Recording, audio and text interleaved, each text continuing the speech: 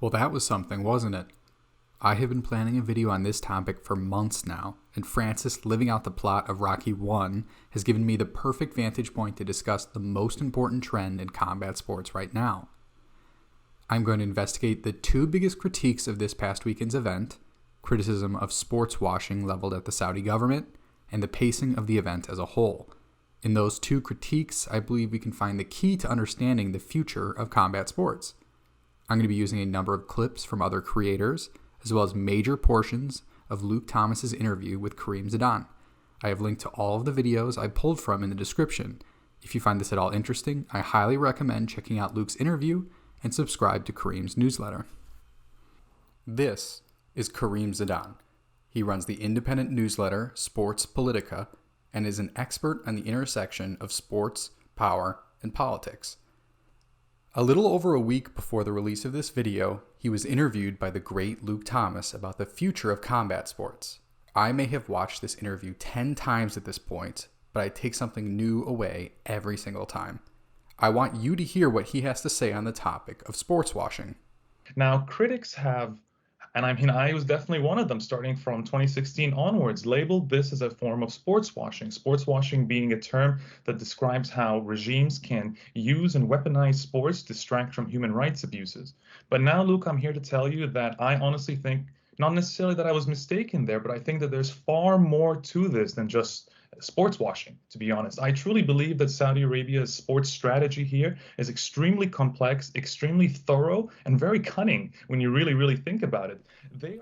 But before we get into Kareem's incredible analysis, I think it is essential to contextualize the region as a whole by offering a brief historical lesson that will provide the necessary knowledge to understand the true implications of Francis's near victory. First off, we need to discuss the precursor to Saudi Arabia's dominance of the peninsula, the Ottoman Empire.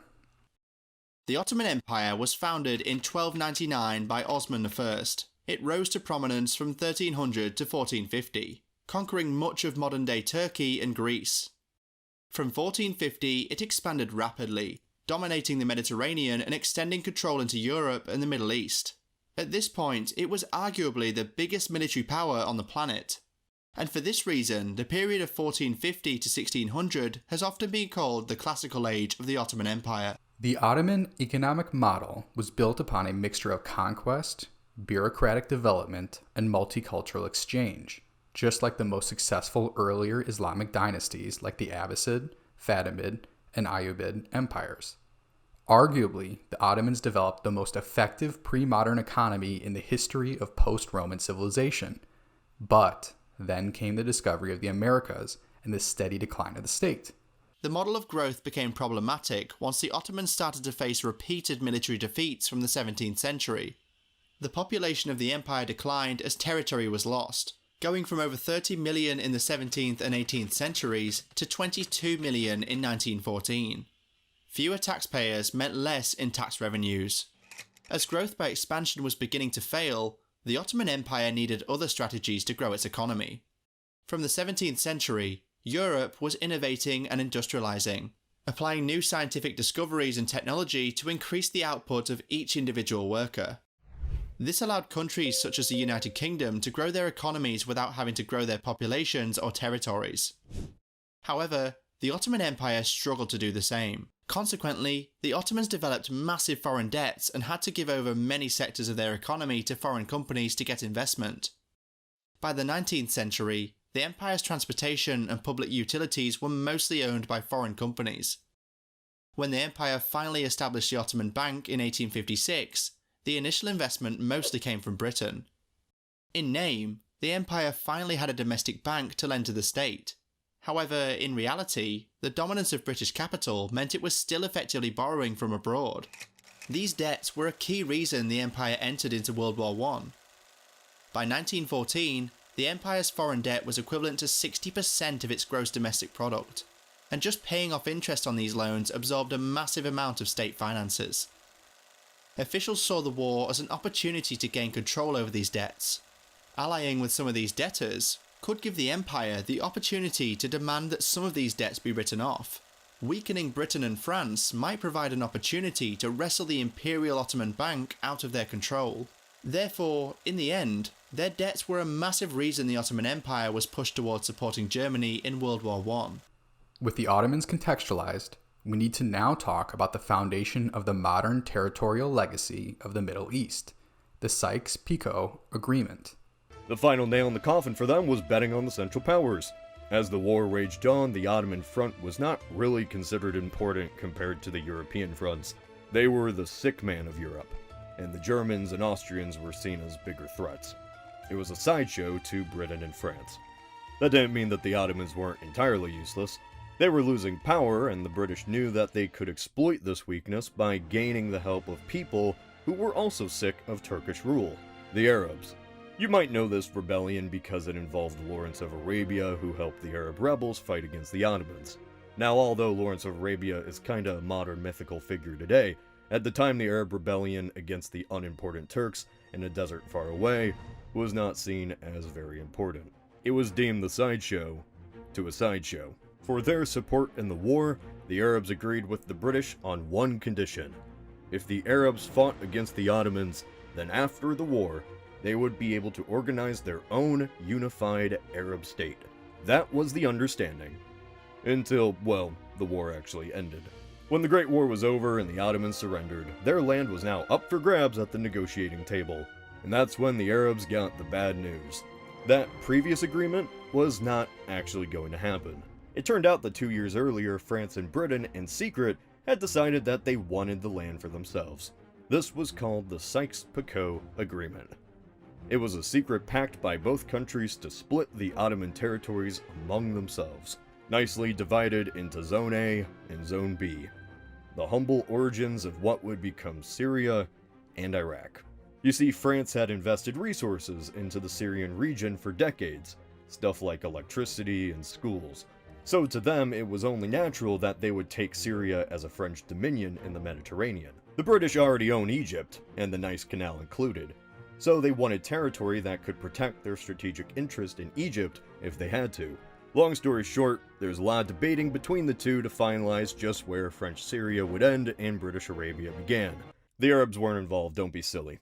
By the end of the war, the United States was now the bright-eyed new power that could tell the older Europeans a thing or two. Woodrow Wilson was a staunch anti-colonialist, and his negative attitudes towards global empire was what America brought to the table. Consent of the governed was an idea that America preached frequently at the grumbling of everyone else. However, Europe did listen to one Wilson idea, the establishment of a League of Nations, a proto-UN, that would be for peace and prevent wars, which it certainly did. One of the things this new League of Nations did was establish the idea of mandates. A mandate is when an allied power takes control of former German and Ottoman land and governs it to protect the natives from the modern world, at least until they're able to protect themselves.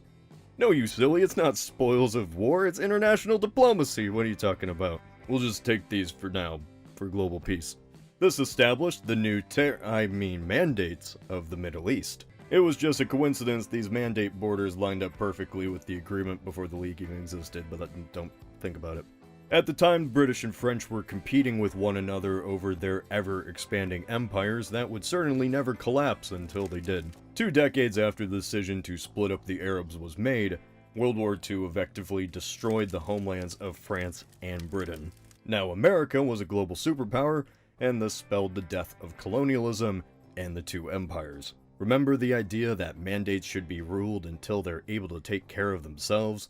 Well, conveniently after the war, the mandates were granted independence. Now the mandates that were made artificially without the consent of the natives were legal, modern nation-states. Good luck everyone, no changing the borders now. That means you Kurds.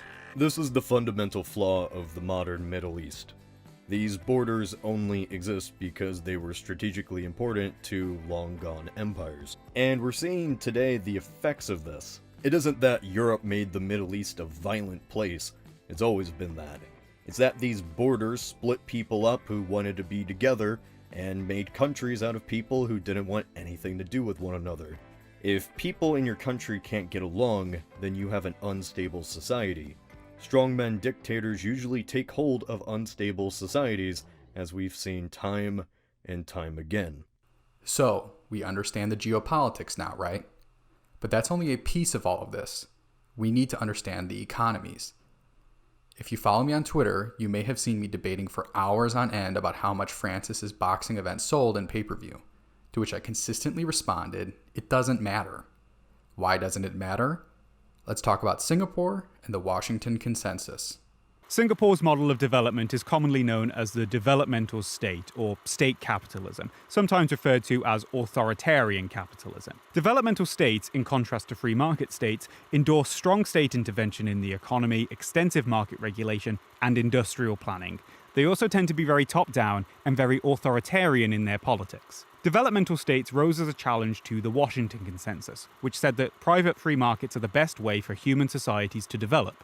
The Washington Consensus said that state intervention should be limited because the societal costs are worse than the gains, and developmental states turned around and said, yeah, no. According to the paper Systemic Vulnerability and the Origins of Developmental States, Northeast and Southeast Asia in Comparative Perspective, these kinds of states only emerge in conditions of systemic vulnerability, often defined by three things. Broad coalitional commitments that stem from the threat of mass unrest that may follow from a deterioration in living standards, with coalitions usually built by mutual contracts. Heightened need for foreign exchange and war material caused by severe threats to national security, and a scarcity of easy revenue sources like oil or sugar.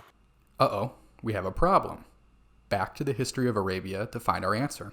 In the original agreement, the British were going to allow the Arabs to control their own state, one that controlled this region. It was to be ruled by the Sharif of Mecca, Hussein bin Ali. He was to be the king of the Arabs. Because of the British decision to make the land instead mandates, this hurt their relationship with the Sharif. At the time, the Arabian Peninsula was not united. Instead, it was being fought between mainly two different factions. Hussein bin Ali was a member of the Hashemites, the tribe of the Prophet Muhammad. By the 1920s, a powerful family called the House of Saud had been conquering territory throughout the region. The Sauds believed in an ultra-conservative sect of Islam called Wahhabism, or Salafism. It was fundamentalist, far more than any at the time. Because of this diplomatic breakdown between the Hashemites and the British, due to the Sykes-Picot Agreement in the first place, instead of ruling a significant larger portion of land, Hussein ruled a small kingdom on the coast. By the 1920s, without British support, it was conquered by the Sauds. If that name sounds familiar, it's because Sauds renamed the region the Kingdom of Saudi Arabia. So an ultra-conservative kingdom now ruled over a fair bit of land instead of a more moderate one. This wasn't much of an issue, at least until the 1950s, when Saudi Arabia discovered their vast oil supplies. Salafism is a religious movement with the main goal to bring Islam back to an ultra-conservative mindset. When the Sauds discovered oil, that extreme ideology now was funded by billions and billions of dollars in oil money. So what did Saudi Arabia do? They built mosques, schools, funded scholarships, funded journalists, universities, professors, and militants all over the Islamic world to abide by their version of conservative and violent Islam. Frankly put, oil money funded a religious and cultural shift around the globe. Now, back to Singapore to see the pros and cons of a state capitalist system in a country bereft of those massive oil supplies. Singapore found itself in a similarly precarious position during its road to independence. It faced strong social upheaval as a result of the Malay Chinese riots and a militant labor movement partly funded and educated by recently communist China. This was made worse by a precondition of independence from the British being representative democracy. Without a strong peasant population, the leader of the People's Action Party, Lee Kuan Yew, had to build an electoral base out of the militant labor movements. And without a strong base of natural resources, Singapore had no way of providing its promised material benefits to Singaporean workers. When several by-election upsets and defections from the PAP put Kuan Yew's majority at risk from a socialist front, the PAP responded by suppressing opposition and Labour Party forces while building coalitions with Singaporean workers to siphon support away from the opposition. Singapore raised the revenue necessary to improve its citizens' standards of living by making it very easy to trade and do business there. You wouldn't call Singapore a democracy. Singapore has been dominated by the People's Action Party since 1959. The Prime Minister retains control over the elections department, which decides constituency boundaries and often gerrymanders in favour of the PAP. The PAP has often threatened voters who support opposition parties by saying they'd put their constituency autocracy at the bottom of the list for housing programs. Opposition campaigns are typically hamstrung by the censoring of films and television programs not aligned with government goals. Journalists and opposition candidates are often subject to bankrupting defamation lawsuits by the government or other political pressures, and the PAP retains big influence on the legal system. Even in 2020, when voting rights were expanded, the PAP of Singapore won 83 of the 93 seats up for grabs in its parliament. This sounds like a bad thing, yet this autocracy has allowed Singapore's government to implement long-term development goals, all of which has translated into massive developmental success. Between independence in 1965 and today, Singapore's life expectancy went from 66.9 to 82.9. Its GDP per capita went from $2,917 to $67,138. Developmental states like Singapore challenge the notion that a nation that opens its economy and keeps government's role to a minimum invariably experiences more rapid economic growth and rising incomes. So here's the key takeaway. Singapore saw a massive rise in its economic success on the back of an economic model built in direct opposition to the type of economy the West, specifically the US, considers the preeminent form of market economics. They did this while having to balance the inherent flaw in their system in the form of a lack of a cash staple resource. The Kingdom of Saudi Arabia has no such Achilles heel, and its de facto ruler, Mohammed bin Salman, or MBS, recognized this in his rise to absolute power. Let's return to Kareem to hear about MBS's plan for the kingdom's future. I realize it's more than just the country of Saudi Arabia, but let's start there.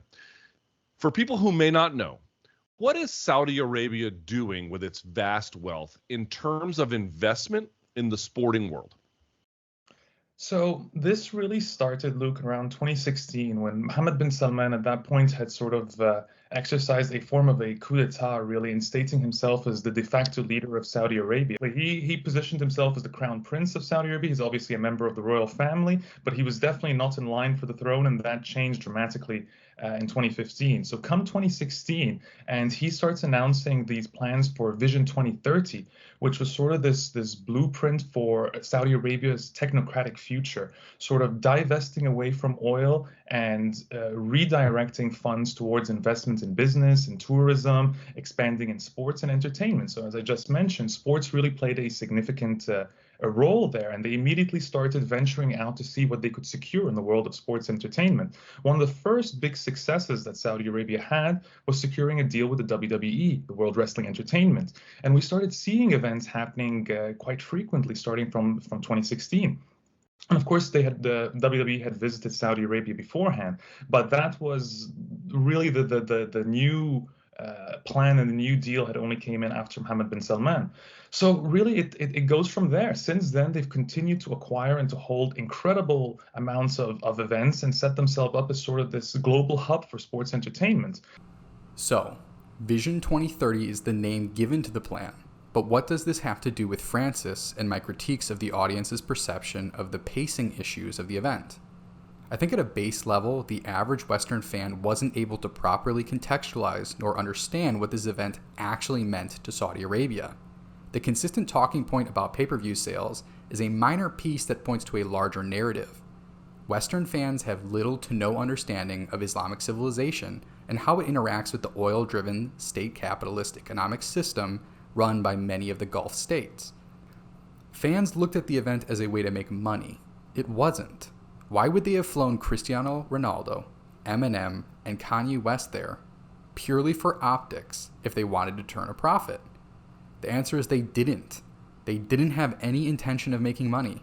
This was about signaling to the world that Saudi Arabia intends to reassert its position among the global community as a cultural force.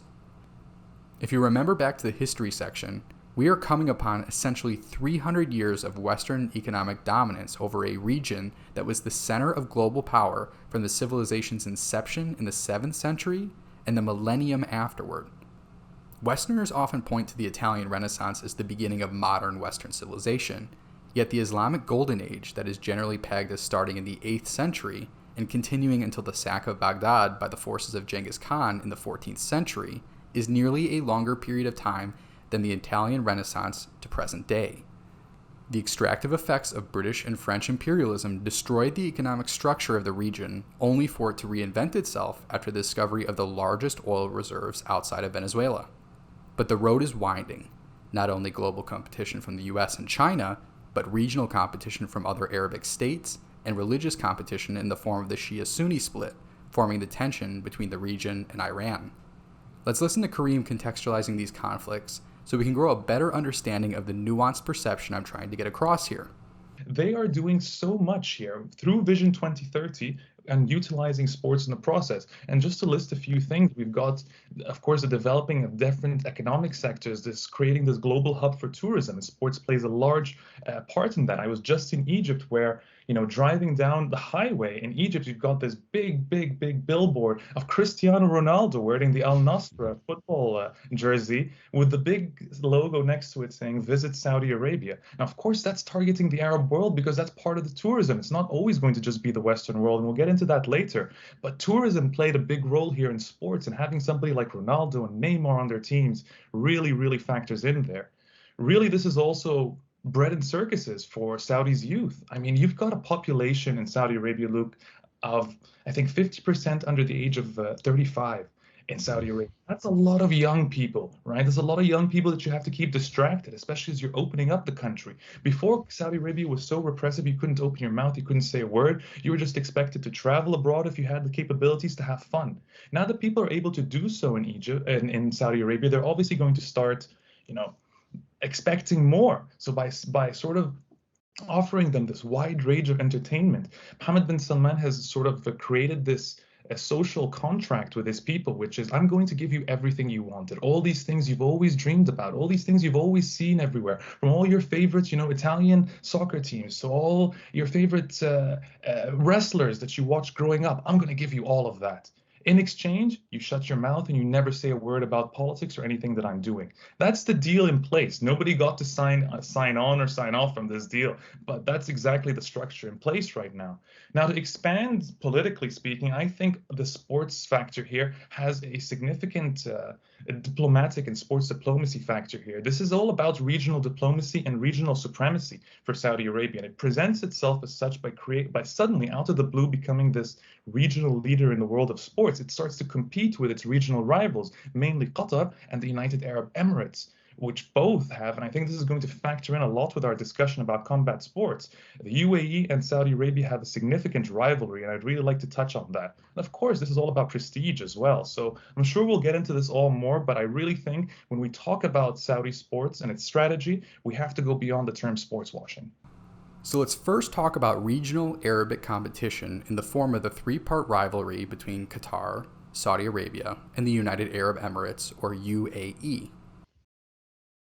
Okay, so really, I believe at the end of the day, Luke, this is all about power, prestige, and Saudi Arabia's ability to control the global narrative, really, about itself, and just generally have a massive scope of influence. And it's already starting to earn that respect around the world from different people, right, from different countries. And it's not just happening in the Western world; it's happening in Asia as well, right? It's happening in the Middle East, it's happening in Africa. And I was just in Egypt now, where people are sort of admiring. Some people are admiring what Mohammed bin Salman is building. They're saying, well, look at him standing up to the West. Look at him being able to build a sports league and a domestic football league that's able to take and compete with the English Premier League, right? He is in many ways redefining Saudi nationalism, providing himself with a whole new plethora of opportunities for propaganda, right? He is emerging as one of the regional hegemons as well in the region. Here is something I think that is going vastly underreported that Luke expertly brings up.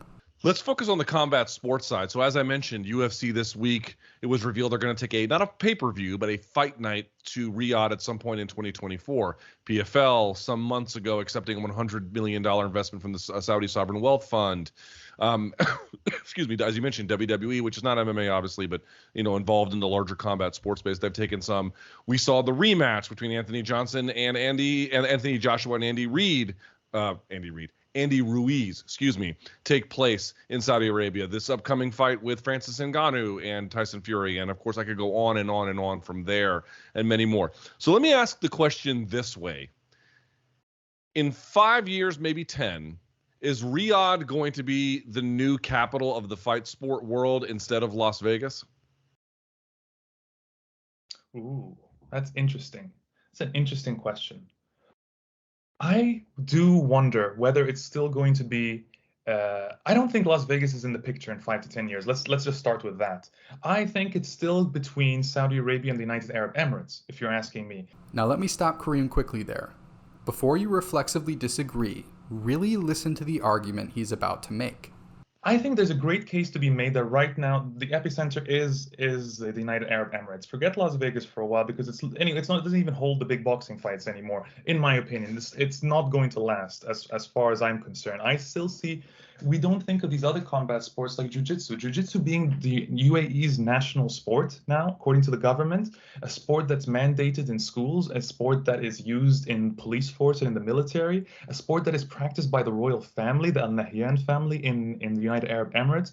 This is a sport that the country has used as a form of soft power and influence for many years, building cultural relations even with Brazil. I mean, you had President Lula visiting earlier this year, commending Prince or Sheikh Zayed Al Nahyan right now, Mohammed bin Zayed Al Nahyan in the United Arab Emirates for his love of jiu-jitsu and for the relationship being built between Brazil and the UAE. I think we cannot forget just how significant the United Arab Emirates is when it comes to combat sports. I mean, they built jiu-jitsu from the ground up. There is no competitive jiu-jitsu without the UAEs, at least the amount that they invested in that in the 90s and the early 2000s with the ADCC onwards, right? And they continue to hold that influence with that sport.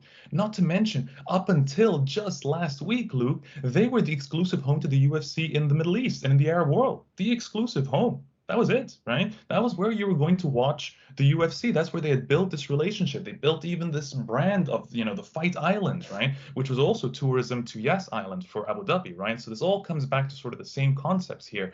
So I don't think the UAE intends to let go of that anytime soon. And if anything, I would make a case that part of Saudi Arabia's investment in mixed martial arts and combat sports, given that this sport is much more of a niche and will not even reap in the attention that Saudi gets from these other sports strategic investments.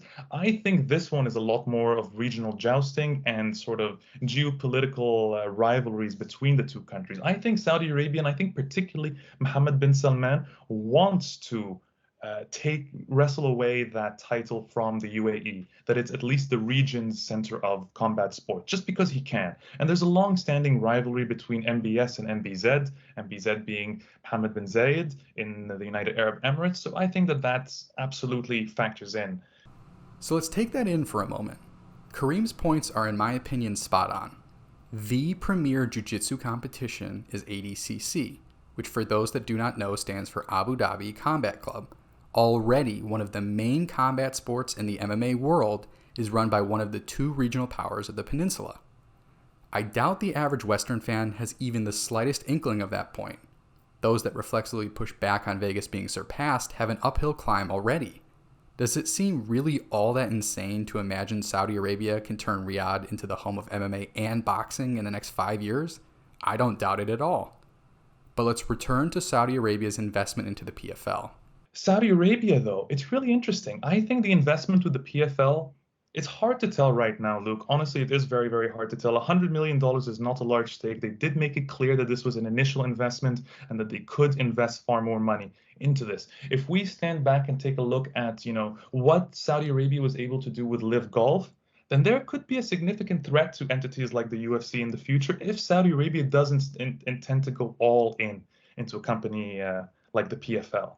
What I think is really strange, honestly, when I heard the announcement yesterday that the UFC is going to Saudi Arabia, is that they're taking a fight night. That is pretty pathetic, I have to admit. It's pretty pathetic, and it goes to show you that, honestly, I don't think they even know what they're in for here.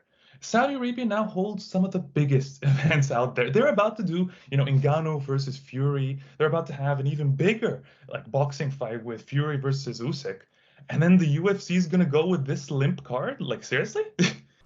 Now here is my biggest point of divergence from Kareem's opinion. Personally, I think this is a test for both sides, and in many ways will determine the future of MMA. I'm going to let Kareem's opinion play now, and then we'll give my own after. It was a fight night, and here's the best bit. I bet you anything they're gonna bring fighters from around the region and expect that to work. In Saudi Arabia, where Saudi Arabia is definitely not going to care if there's a UAE fighter on the card or a Bahraini fighter on the card. They're not going to care. They're not going to care if there's an Egyptian. They want Saudis, right? Or they want the best of the best. So if you're not giving them championship fights, if you're not giving them what the UFC gives the UAE, that relationship is never going to last. In my opinion, this is somewhat incorrect. I think the Saudis will indeed want the best fights, but they will also want fighters like, say, Mohammed Mokaev, whose entire training budget is funded by the Bahraini royal family. Why would they want that, unlike what Kareem said? Because of soft power.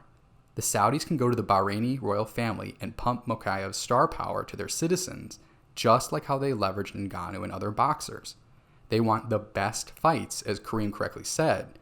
They are much less interested in nationalism among their population, as much as they are interested in progressing their prestige as a nation-state among their regional rivals. And my evidence comes in something Kareem said earlier in the interview. And sports has become one of those ways to emphasize this. Let's put it that way. To emphasize this. I'll give you a recent example of this. For those who don't know, Saudi Arabia and Iran have long been rivals. And earlier this year, Saudi Arabia and Iran had a historic ceasefire agreement, let's say, that was brokered by China. And people saw this as groundbreaking, right? This was never expected to happen between these two countries. So now that there is sort of diplomatic relations between these two countries again, first time since 2016, Saudi Arabia had I can't remember the competition. I think the Asian Champions League was happening, the football tournament as well. And there were matches to be played between a Saudi domestic team and an Irani domestic team, and they were to be played in Tehran. And the Saudi team was Al Nasr, and Saudi Arabia took Ronaldo to Iran. And if you see the videos, Luke, of the crowds in Tehran gathering. I did. Outside his hotel. I saw that. They were climbing walls outside his hotel, yeah. It was just remarkable. And that, in many ways, is a flex from Saudi Arabia. It is a flex from Saudi Arabia. It's look at them saying, look, you have made good with us. You've made peace with us. Look how we're going to bring you the best player in the world now just to play there. It is a flex from Saudi Arabia. It's not necessarily has to be the most ominous thing, but it goes to show you how they are changing the order and how things are played on the global stage right now. They are willing to partner up with countries that previously we would have thought they would never have done so. And then they emphasize that with these sports deals that come out thereafter, or these games, these opportunities for them to showcase just how much they've changed as a country. I am forever fascinated by how Saudi Arabia continues to utilize sports, Luke. It's really, really interesting because it's not necessarily like sports has to be the be-all, end-all, let's say here, but he is very smart in how he uses sports to magnify the changes taking place in Saudi Arabia. Another great example, and I'm using so many football ones because I think football is an extremely relevant sport, being the national sport and the most popular sport in the country. Al Nasr had this, for the Saudi National Days, Al Nasr released this video that had a lot of their players in Saudi traditional dresses and clothing, and sort of holding on to swords or Saudi traditional instruments, etc., performing Saudi folk dances. And this was really another one of those Saudi flexes. It's this display of propaganda, and at the same time, it is promoting Saudi nationalism, both domestically and abroad. It's a statement from Mohammed bin Salman saying, we're changing, and here's how we're changing, and we're going to use your favorite celebrities to push our brand and to show you how we're changing. It's really utterly fascinating here, which is why I said this is so multi-pronged. So even when you ask me what is the scope beyond sports washing, even that is broken down to so many different parts. We can talk about just the economic side, the alternative economics sectors that are being built. We can talk about tourism. We can talk about how this is a distraction for the youth, right? We can talk about the reputation laundering and all this sort of regional supremacy and jousting for supremacy that's taking place. There's so much to this, and it feels like it's its own book, let alone its own article at this point. And there is one more important takeaway. As Kareem says, the complexity of the geopolitical maneuvering far surpasses any sort of simple argument about sports washing or the like. This is a comprehensive, grand, global strategy that MMA is a tiny part of. But back to the PFL investment discussion. On the other hand, I think they should consider it a threat that Saudi Arabia is investing in the PFL. I really do. This is not the exact same structure as Live Golf, but Saudi Arabia will be able to eventually lure more fighters to big contracts that the UFC is not willing to spend on anymore. They will. We've just seen this happen with Ngannou, right?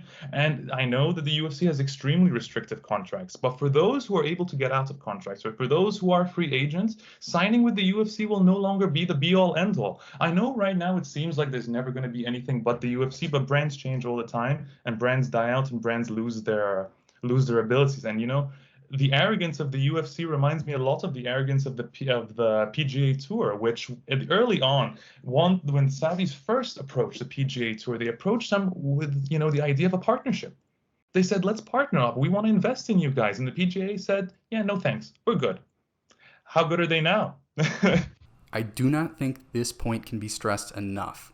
I have spent the last couple of days debating this point with fans on Twitter and can attest to just how arrogant the average UFC supremacist fan is. Here is how easy it would be for the Saudis to implode the UFC. A simple message. To all UFC fighters, bring your UFC contract to us, and when you finish it, we'll triple it.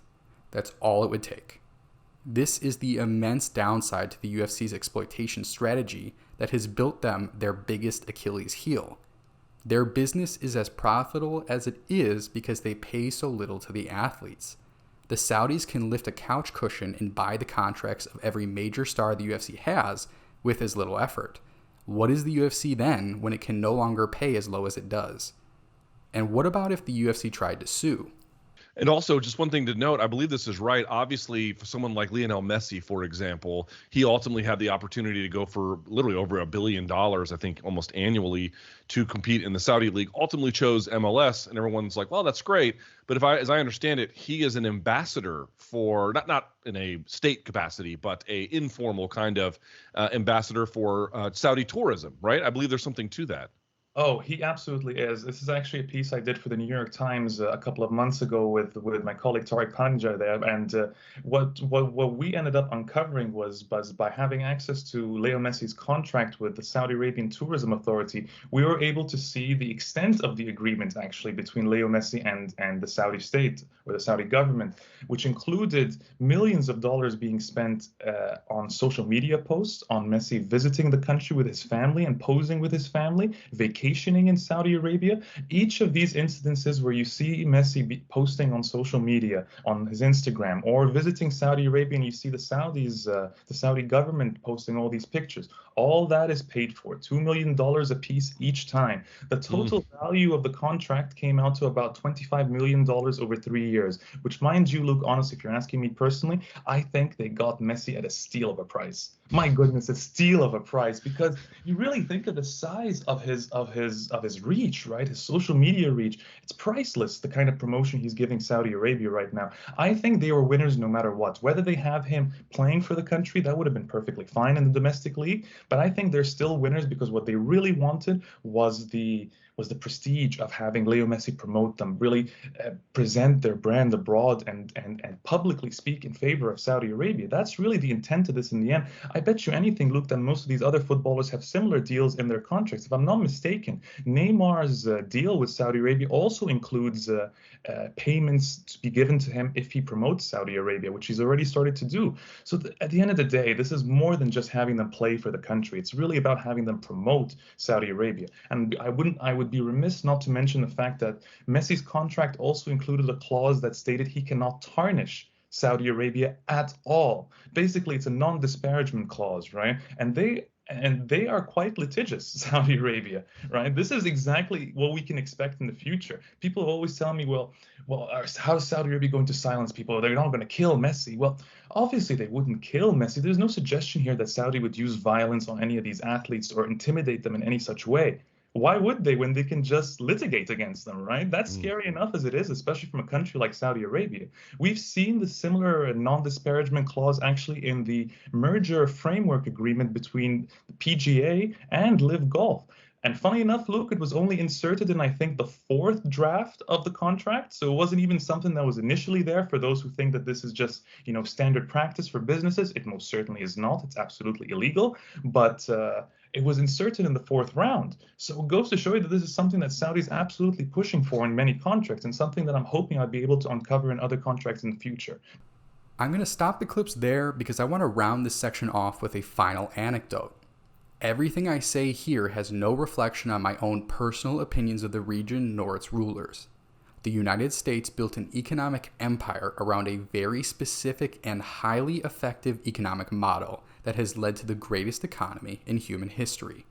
Over time, attempts to eke out greater and greater economic efficiency has created a system of judicial oversight that benefits those with the financial means to sustain long-term litigation at the expense of the everyday citizen.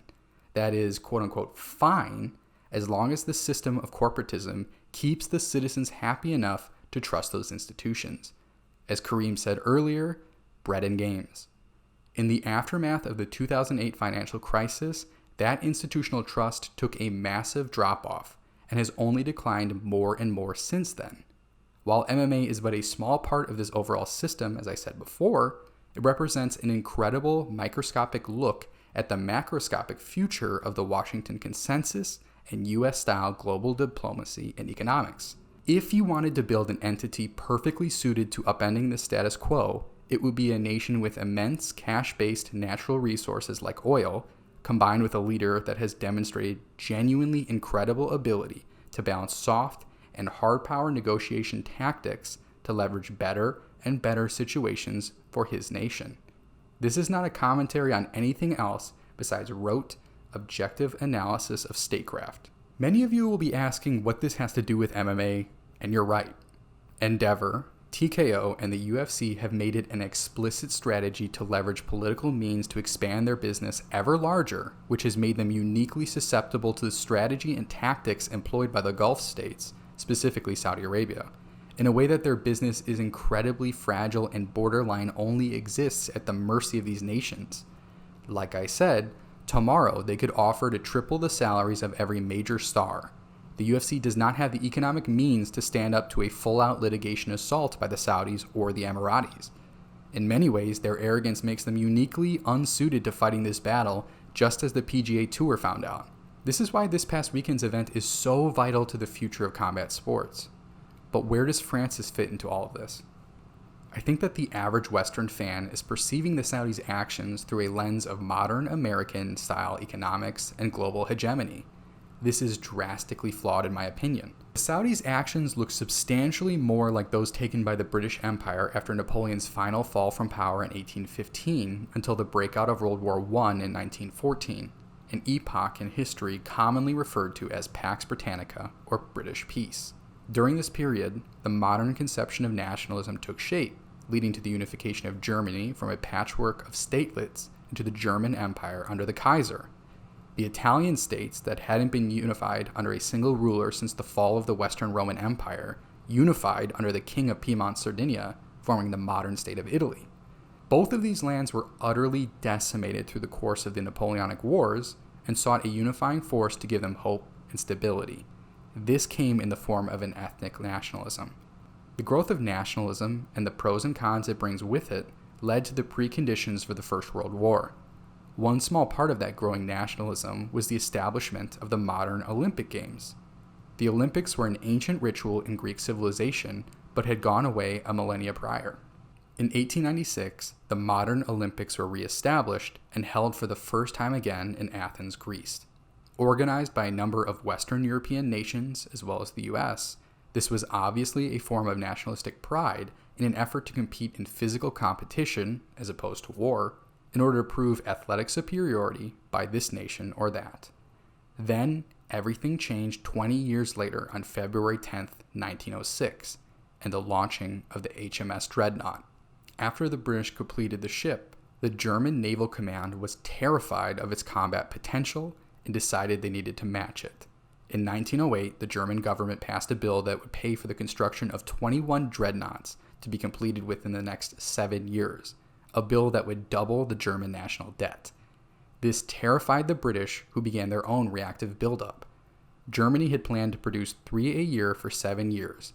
The British passed a bill to produce 4 a year over that time frame.